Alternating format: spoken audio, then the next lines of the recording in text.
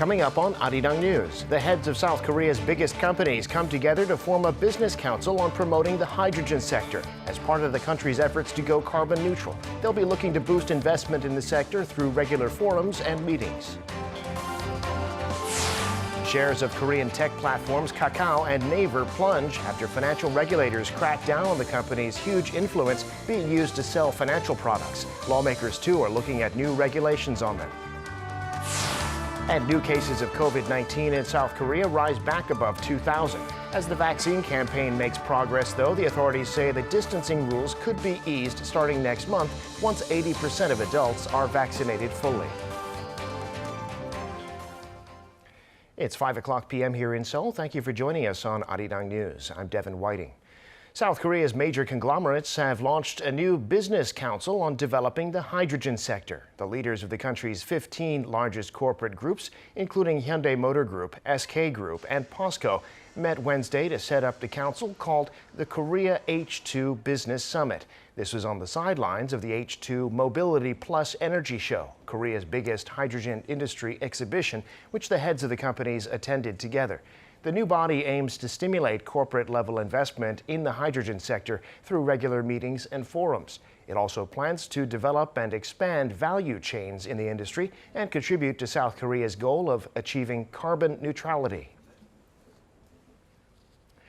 The global market for semiconductor equipment surged to a record high in the second quarter this year amid the global chip shortage. According to the Global Electronics Manufacturing Association, SEMI, the worldwide market grew 48% on year to a record high of $24.9 billion. South Korea, home to major chip companies like Samsung Electronics and SK Hynix, was the world's second largest spender on chip-making equipment from April to June, investing $6.62 billion. China reclaimed the top spot, spending $8.22 billion, up 79% on year. Top South Korean and U.S. officials spoke over the phone on Wednesday about measures to follow up on the summit held between the two countries' leaders this past May. Seoul's second Vice Foreign Minister, Choi Jong-moon, speaking to the new U.S. Undersecretary of State for Economy, requested the U.S. government's support for Korean semiconductor and battery suppliers doing business in the U.S. The U.S. official Fernandez, in turn, highlighted the need to expand America's partnership with South Korea on supply chain and infrastructure. They have tentatively agreed to hold the sixth round of senior economic dialogue this November in Korea.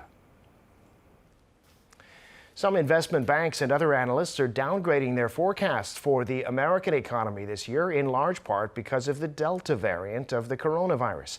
Jobs in the non-farm sector fell far short of expectations last month, and consumer confidence is at the lowest level in a decade. But other experts say we need to wait another month to see whether the jobs shortfall was a one-off or a trend. So Young reports.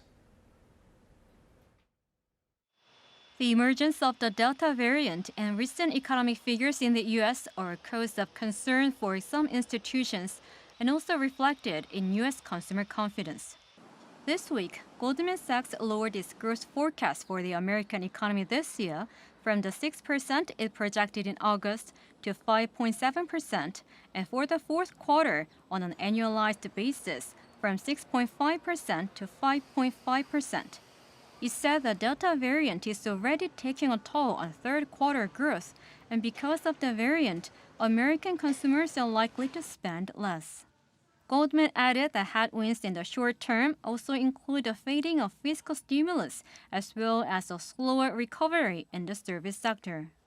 In fact, U.S. consumer sentiment dropped sharply in early August to its lowest level in a decade, even lower than April 2020, early in the pandemic. And the non-farm payrolls in the U.S. rose in August by only 235,000, which is less than one-third of the market expectation.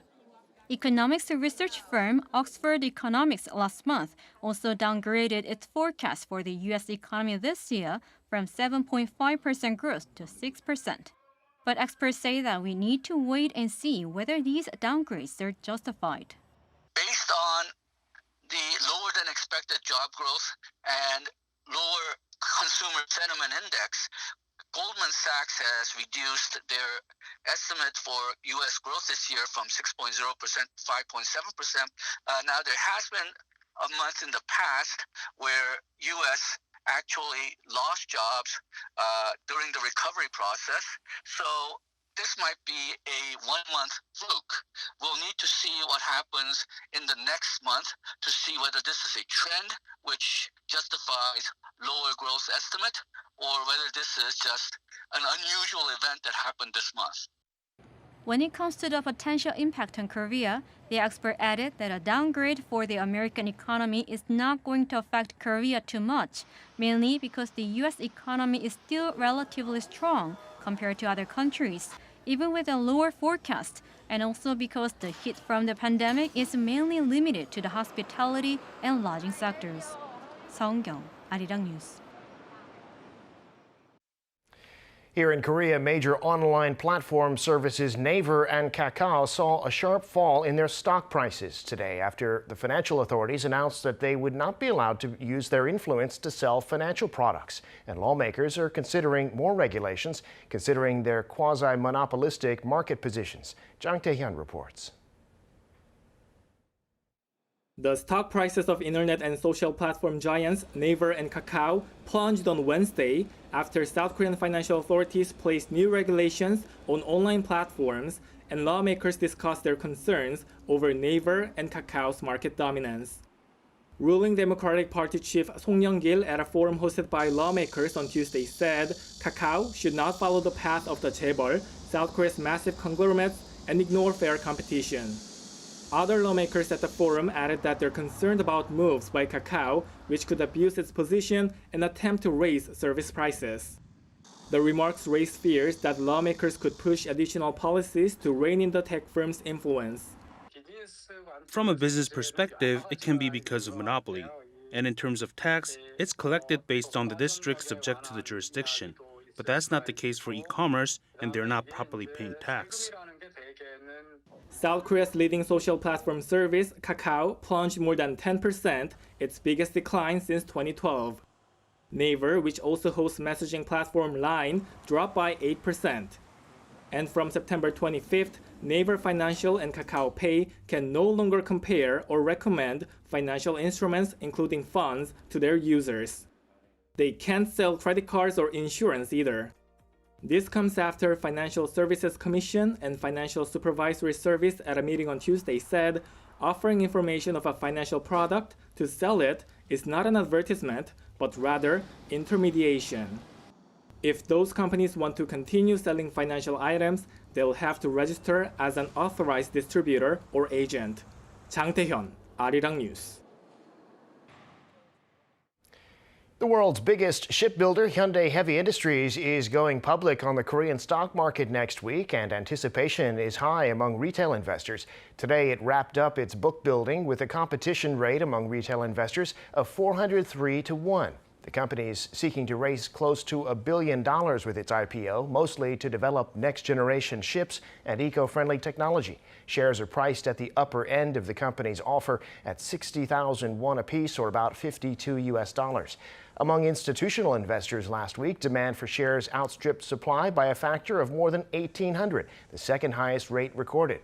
Hyundai Heavy, or HHI, was listed on the Kospi until 2019, when it changed its name and then split into a holding firm, and the current HHI, which is the operating company, is now going public.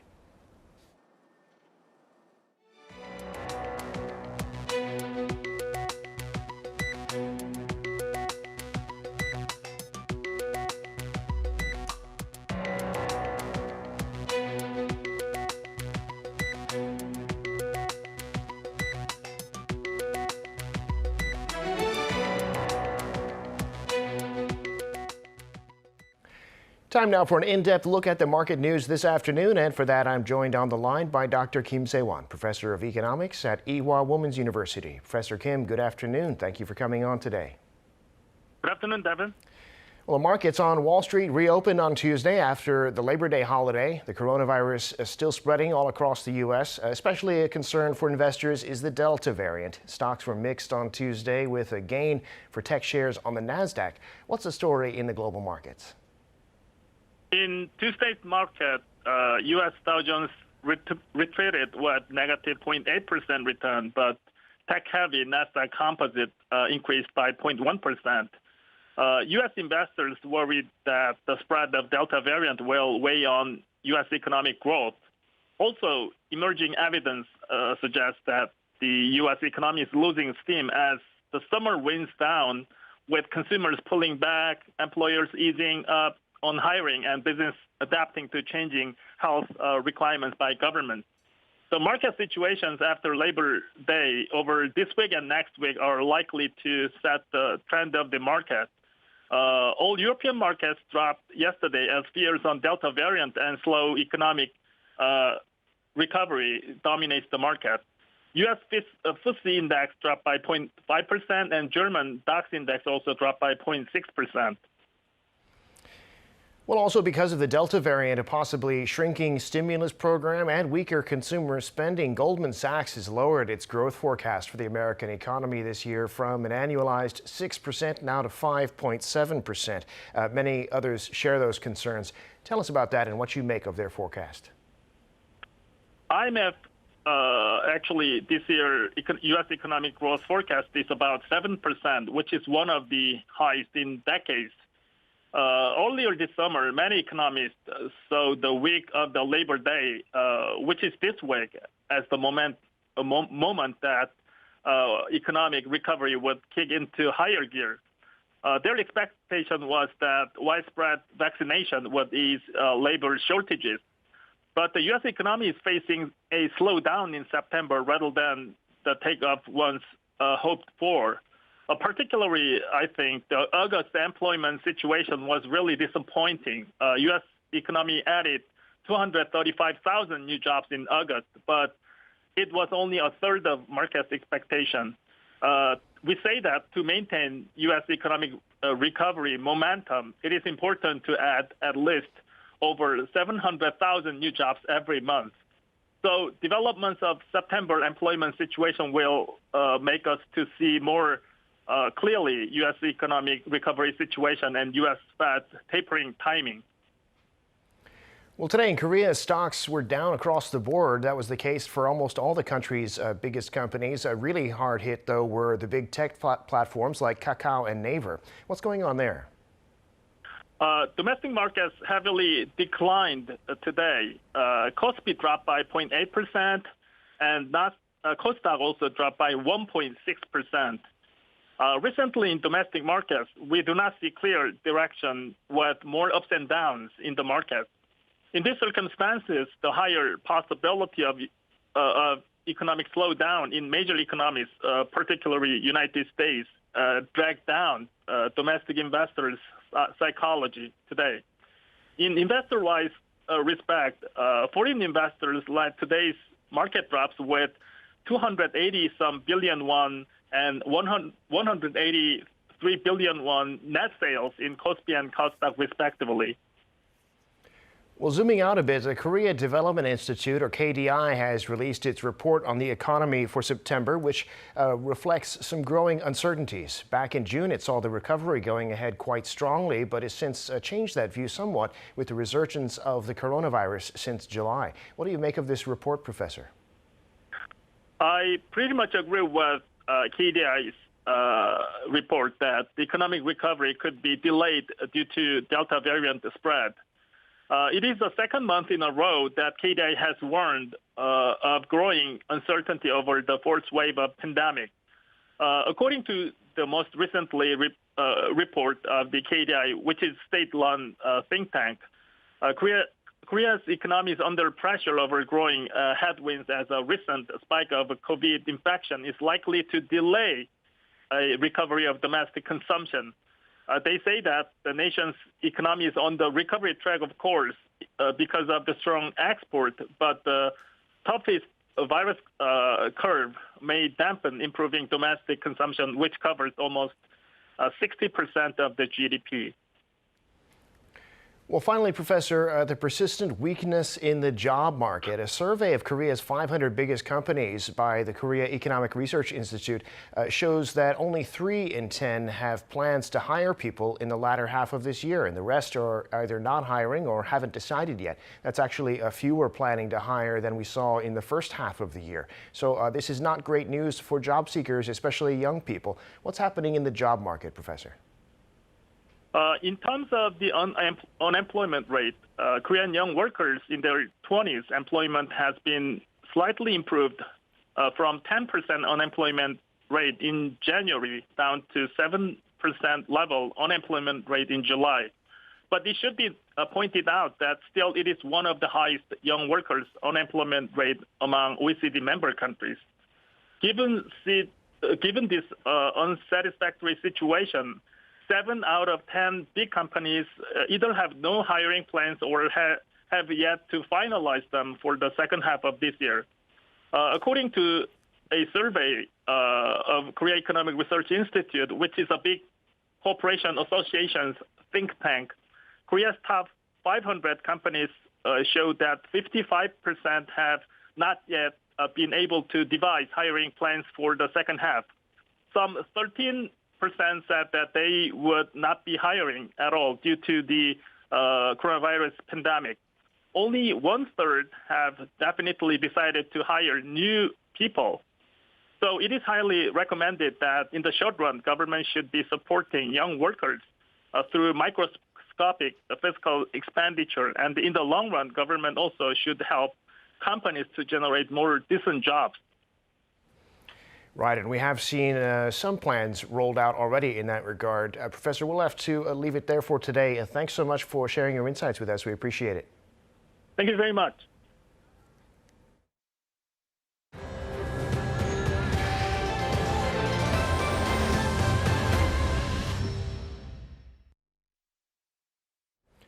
South Korea today reported more than 2,000 new cases of COVID-19 for the first time in a week. And with millions of people to travel for the upcoming Chuseok holiday, the authorities are warning that they could spread the virus from the densely populated capital region throughout the rest of the country. Lee Kyung-eun has the latest. South Korea's daily COVID-19 tally is back in the 2,000 range for the first time in a week, with 2,050 cases reported on Wednesday. Authorities largely blame more people going outside, like to cafes and restaurants. Such movements have increased in all parts of the country last week, up 3% compared to the week before. That didn't necessarily lead to more infections in most parts of the country, but it did in the capital area, which accounts for more than 70% of the total new infections. The density of the population and the pattern of cluster infections could affect the respective region's scale of the outbreak and the number of infections. Authorities say the resurgence in the capital region is a dangerous warning, especially leading up to the Chuseok holiday, when a lot of people will be traveling from there to the rest of the country. They added the effects of the holiday on future case numbers will largely depend on that travel volume, urging people to stay at home. Meanwhile, the government is now advising large hospitals to restrict the entrance of guardians and care aides unless they have proof of negative PCR tests. Hospitals are recommended to keep track of those test results on an online server and check visitors automatically at the entrance. Medical staff at the Department of Infectious Diseases will be advised to wear extra facial protective gear as well as a mask. Lastly, authorities will make sure local public health centers can swiftly give vaccine shots to staff, patients, and care aides. All these are aimed at preventing cluster infections like one in a hospital in Daegu, where more than 200 cases were reported. Young-eun, Arirang News. South Korea's vaccination campaign is proceeding on schedule, overcoming recent supply issues, and should reach a critical level this autumn. The country's top health official says it'll be possible to start easing the rules on distancing and learn to live with the virus as soon as late October. Shin Ye-eun reports. South Korea's top health official on Tuesday said the nation will be ready to ease social distancing measures in daily life as early as the end of next month. Chung Eun-kyung, the chief of the KDCA, said this would only be possible if 80% of all adults and 90% of the elderly are fully vaccinated. So far, the country has fully vaccinated more than 42% of all adults. If South Korea continues rolling out vaccines at its current pace, it will be able to administer at least one jab to 70% of the population before the Chuseok holiday, set to begin on September 20th. Vaccine supply won't be a problem either, as more than 3.4 million doses of Pfizer have arrived on Wednesday morning. Almost 1 million doses of the Pfizer and Moderna vaccines that authorities secured from Romania also arrived in the afternoon. Originally, the country had said fully inoculating 70% of the population would be enough to reach herd immunity, meaning the end of the pandemic. But authorities have changed their stance and said South Korea will have to learn how to live with COVID-19 because even the vaccinated can still catch the virus. They added that current distancing measures will have to remain for some time and then be gradually eased. Some health experts told Arirang that they agreed. Before, we thought we could live with COVID-19 with high vaccination rates. But now, in order to manage the pandemic, we have to not only have high vaccination rates, but also maintain some prevention measures. To ease the difficulties or fatigue felt by small business owners and citizens, authorities could first lift limits on operating hours or on social gathering caps. But we can't take off our masks immediately because the Delta variant causes breakthrough infections among the vaccinated. The health authorities are aiming to disclose a step-by-step plan by early November after reviewing overseas cases and expert advice. Shin Yoon, Arirang News. In other news, South Korea has kicked off a multinational forum today for senior security officials from around the world. That's the Seoul Defense Dialogue 2021, being held this year in person and online. This is the forum's 10th year. The opening ceremony will be held on Thursday, and there will be messages from South Korea's Defense Minister Seo-uk, EU Foreign Policy Chief Josep Borrell, and the UK's Foreign Secretary Dominic Raab. The theme this year is Borderless Security Crisis and Multilateral Response. The Seoul Defense Dialogue will run for 3 days, covering Korean Peninsula issues, security in the Asia-Pacific, new infectious diseases, and cybersecurity. There will be officials joining from the U.S., China, Japan, Poland, the U.K., and others. The K-pop superstars BTS have reclaimed the top spot on the Billboard Hot 100 chart with a remix of the group's mega hit, Butter, this version featuring an American rapper. With this, the song has been #1 in the U.S., not consecutively, but in total for 10 weeks. Kim Yo-sun has more. A remix of BTS smash hit Butter has bounced back to the #1 spot on this week's Billboard May Singles chart. The remix featuring Megan Thee Stallion gave a further boost to BTS' record-breaking track. With this, the song has claimed the top spot for a 10th non-consecutive week. According to Billboard, only 40 songs in the 63-year history of the Hot 100 chart have been at the summit for over 10 weeks. The group's second English-language single, Butter, made its debut at #1 in May and spent 9 consecutive weeks atop the chart, after which it dropped to the 4th, 7th, and 8th places in recent weeks. The Billboard Hot 100 chart is based on U.S. streaming, radio airplays, and sales. The collaboration between the U.S. rapper and BTS comes after she filed a petition in a Texas court asking for emergency relief, saying her label refused to approve the release of the remix. She reportedly said that a collaboration with BTS, a group with millions of fans around the world, would help her become more well-known outside the U.S. There will be more world-renowned artists willing to cooperate with BTS in the future, which will help the group expand its fan base even further. With the remix, Butter finishes summer at the same spot at which it started summer, #1 in the U.S. Kim Yo-sun, Arirang News. And that brings us to the end of this newscast. Thank you for watching. More live news coming your way at 7 p.m. Korea time.